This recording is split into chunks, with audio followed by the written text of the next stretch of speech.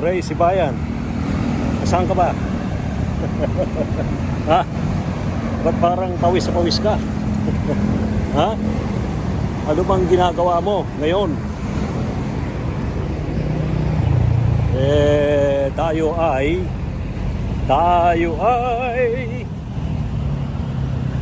tumakbo. Tumakbo tayo. Kasi pa tumakbo tayo. Abay, kailangan natin tumakbo. Para takbuhan ng mga inaanak. Takbuhan ng mga inaanak. Sige. Takbo tayo. Yeah! Sa tagal ng panahon dito tumakbo, tatakbo ulit tayo. Tama-tama. Sa darating na eleksyon 2025, tatakbo tayo sa tabi ng kalsada.